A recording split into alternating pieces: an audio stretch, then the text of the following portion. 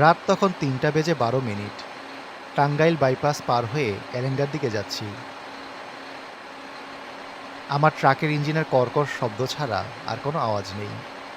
Highway একদম ফাঁকা। কুয়াশা এতই ঘন যে হেডলাইটের আলো ১০ হাত দূরে গিয়েই যেন সাদা দেওয়ালে ধাক্কা খাচ্ছে।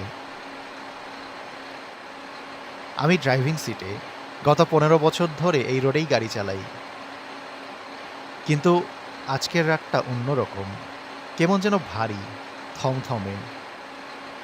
আমার পাশে বসে আছে আমার হেল্পার শফিক। ছোকরা নতুন, বয়স কম। ঘুমে ওর মাথাটা বারবার ড্যাশবোর্ডে ঠুকে যাচ্ছে। আমি কোনোই দিয়ে ওকে গুঁতো দিলাম। শফিক, ওই শফিক, ঘুমালি নাকি? না ওস্তাদ, ঘুমাই নাই, ঝিমুনে আইছিল। চালাকি করিস না, পানির বোতলটা দে, গলা শুকাইয়া কাঠ হইয়া গেছে। শফিক ধরফর করে উঠে বসল। শফিক সিটের নিচ থেকে পানির বোতল বের করে দিল।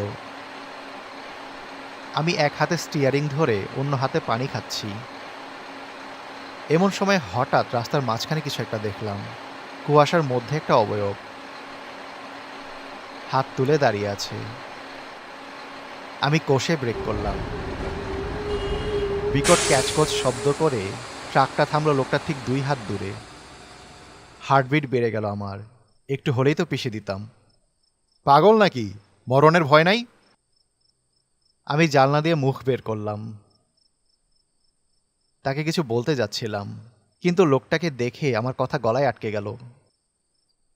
লোকটার উচ্চতা অস্বাভাবিক লম্বা, পরনে একটা ময়লা সাদা পাঞ্জাবি আর লুঙ্গি। বৃষ্টি নেই, কিন্তু লোকটা আগাগোড়া ভেজা, কাদা লেগে আছে সারা শরীরে। তার চেয়েও বড় কথা, ট্রাকের হেডলাইটের তীব্র আলো সরাসরি তার মুখে পড়ছে, কিন্তু সে চোখের পাতা ফেলছে না। এক দৃষ্টে তাকিয়ে আছে আমার দিকে। শফিক ভয়ে ভয়ে বলল, ওস্তাদ, ওরে তো সুবিধা মনে হইতাছে না, গাড়ি টান দেন। আমিও ভাবছিলাম টান দেব, কিন্তু লোকটা ধীর পায়ে ট্রাকের গেটের কাছে চলে এলো। আমার জানালার কাচ নামানো ছিল। লোকটা বলল, ভাই, একটু লিফট দিবেন? বেশি দূর না, সামনের ওই কালভার্ট পর্যন্ত। গলাটা অদ্ভুত, যেন মাটির নিচ থেকে ভেসে আসছে, খুব ভারী আর খসখসে। আমি বললাম, না ভাই, ট্রাকে প্যাসেঞ্জার নেওয়া নিষেধ, আপনি অন্য গাড়ি দেখেন। সাহায্য করবেন না ড্রাইভার সাহেব? আমি তো বিপদে পড়েই চাইছি। কেন জানি না ওই মুহূর্তে আমার মনে হলো লোকটাকে না করা যাবে না। একটা অদৃশ্য শক্তি যেন আমাকে দিয়ে হ্যাঁ বলালো। আমি অনিচ্ছা সত্ত্বেও বললাম, আচ্ছা উঠেন, মাঝখানে বসেন। শফিক আমাকে ফিসফিস করে বলল, ওস্তাদ, কি করতেছেন? এরে তুইলেন না। চুপ থাক, মানুষটারে বিপদে ফাইলা যামু। লোকটা ভেতরে এসে বসল।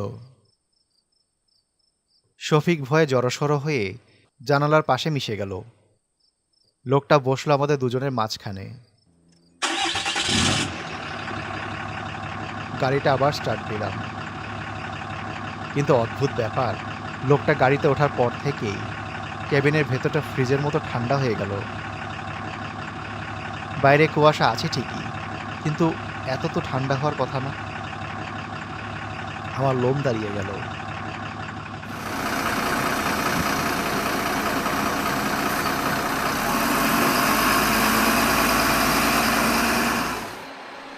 কিছুক্ষণ কেউ কোনো কথা বলল না, শুধু ইঞ্জিনের গড়গড় শব্দ। হঠাৎ লোকটা বলে উঠল, গাড়িটা তুমি ভালোই চালাও বাবু। আমি চমকে গেলাম। আপনি আমার নাম জানলেন কেমনে? লোকটা সোজা আমার দিকে তাকিয়ে বলল, আমি অনেক কিছুই জানি। যেমন জানি 5 বছর আগে এই রাস্তায় তুমি একটা অ্যাক্সিডেন্ট করেছিলে, মনে আছে? আমার হাত পা জমে গেল। 5 বছর আগে? হ্যাঁ, এই এলেঙ্গা রোডেই তো আমার গাড়ির নিচে একটা ভ্যান চাপা পড়েছিল।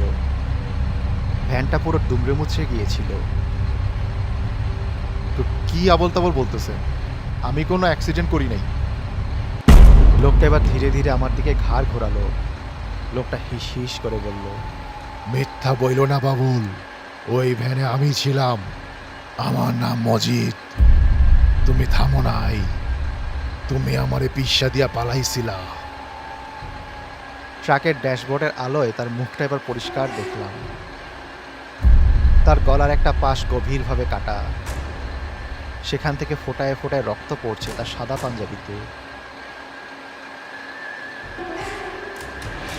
ওস্তাদ, এ তো মানুষ না, গাড়ি থামান, আমি নামমু। শফিক দরজা খোলার চেষ্টা করলো, কিন্তু দরজা লক করা। ও পাগলের মতো হাতল টানাটানি করতে লাগলো। ওস্তাদ, দরজাটা খুলতেছে না ওস্তাদ। আমি ব্রেক চাপার চেষ্টা করলাম, কিন্তু ব্রেক প্যাডেল কাজ করছে না। মনে হচ্ছে ওটা পাথরের মতো শক্ত হয়ে গেছে। অ্যাক্সিলারেটর আপনা আপনিই ডেবে যাচ্ছে। ট্রাকের গতি বাড়ছে ক্রমশ। 60, 70, 80।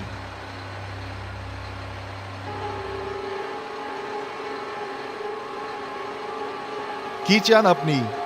ক্ষমা করে দেন ভাই, ভুল হয়েছিল। ক্ষমা? আমি শুধু বাড়ি যাইতে চাই। ওই যে সামনের কালভার, ওটার নিচেই তো আমারে ফালায় দিছিলা। চলো ওখানেই যাই। ট্রাক এখন ঝড়ের গতিতে ছুটছে। সামনেই সেই অভিশপ্ত কালভার্ট। আমি স্টিয়ারিং ডানে ঘোরানোর চেষ্টা করলাম, কিন্তু স্টিয়ারিং যেন লক হয়ে গেছে। মনে হচ্ছে অদৃশ্য কোনো হাত ওটা সোজা ধরে রেখেছে। আমি চেঁচিয়ে বললাম, শফিক, কিছু একটা কর, হ্যান্ডব্রেক টান তাড়াতাড়ি। শফিক হ্যান্ডব্রেক ধরে হ্যাচকা টান দিল, কিন্তু কোনো কাজ হলো না। ট্রাকটা যেন জীবন্ত হয়ে গেছে। মাঝখানে সিটে বসা লোকটা এবার তার 2 হাত বাড়ালো। একটা হাত শফিকের গলা চেপে ধরল, আরেকটা হাত আমার দিকে এগিয়ে এলো। শফিক গোঙ্গাচ্ছে, ওর চোখ উল্টে যাচ্ছে। আমি স্টিয়ারিং ছেড়ে লোকটার হাত ছাড়ানোর চেষ্টা করলাম, কিন্তু ওটা বরফের মতো ঠান্ডা আর লোহার মতো শক্ত। আর ঠিক সেই মুহূর্তে লোকটার মুখ হা হয়ে গেল। মানুষের মুখ কত বড় হতে পারে না। তার চোয়ালটা ছিঁড়ে বুক পর্যন্ত ঝুলে পড়ল। আর সেই হা করা মুখের ভেতর থেকে হাজার হাজার কালো পোকা বেরিয়ে আসতে লাগলো। আমি ভয়ে চোখ বন্ধ করে ফেললাম। একটা প্রচণ্ড ধাক্কা। ট্রাকটা কিছু একটার সাথে বাড়ি খেলো। কাঁচ ভাঙার ঝনঝন শব্দ। আমি ছিটকে ড্যাশবোর্ডের উপরে গিয়ে পড়লাম। তারপর সব অন্ধকার।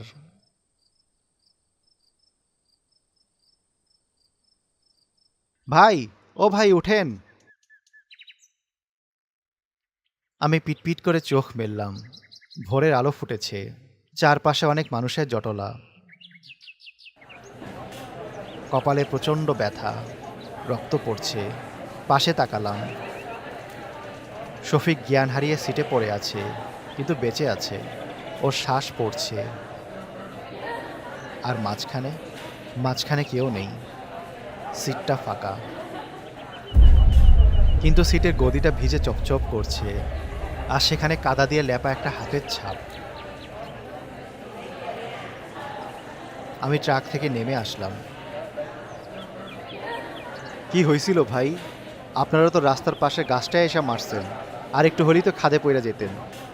কাঁপতে কাঁপতে বললাম, মাঝখানে মাঝখানে একজন লোক ছিল, গলা কাটা। কি? লোকজন একে অপরের দিকে তাকাতাকি করতে লাগলো। একজন বয়স্ক লোক এগিয়ে এলেন। তিনি বললেন, তুমি মজিদ পাগলার কথা কইতাছো? মজিদ? 5 বছর আগে এই জায়গায় এক ট্রাকের তলে পইরা মজিদ মারা গেছিল। ড্রাইভারে তারে মরা অবস্থায় কালভার্টের নিচে ফালায়া পলাইছিল। মাঝে মাঝেই রাইতের বেলায় ড্রাইভাররা তারে দেখে, সে লিফট চায়। আমি চমকে উঠলাম।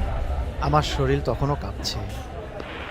হঠাৎ নিস্তব্ধ ট্রাকের ভেতরে বন্ধ থাকা রেডিওটা নিজে নিজেই চালু হয়ে গেল। কোনো চ্যানেল ধরছে না, শুধু ঝিঝিরে শব্দের মধ্য দিয়ে সেই খসখসে গলাটার যান্ত্রিক সুরে ভেসে এলো। পৌঁছাইয়া দেওয়ার জন্য শুক্রিয়া বাবুল।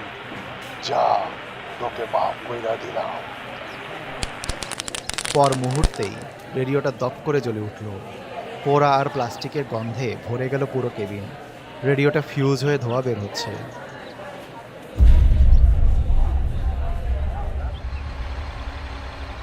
সেই দিনের পর থেকে আমি আর রাতে গাড়ি চালাই না, আর টাঙ্গাইলের ওই রাস্তায় তো ভুলেও যাই না। কিন্তু মাঝে মাঝে গভীর রাতে যখন একা থাকি, আমি একটা পচা লাশের গন্ধ পাই, আর কানে যেন কেউ ফিস ফিস করে বলে ওঠে, বাবুল, গাড়িটা ভালোই চালাও তুমি।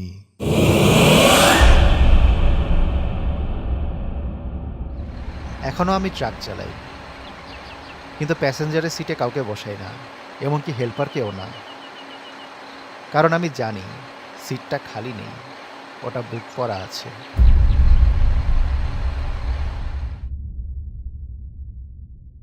Animated stories, best channel you ever seen.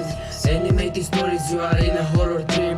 Animated stories, you just ate a bloody cream. Go and get a popcorn and you're ready for the horror team. Animated stories, best channel you ever seen. Animated stories, you are in a horror dream.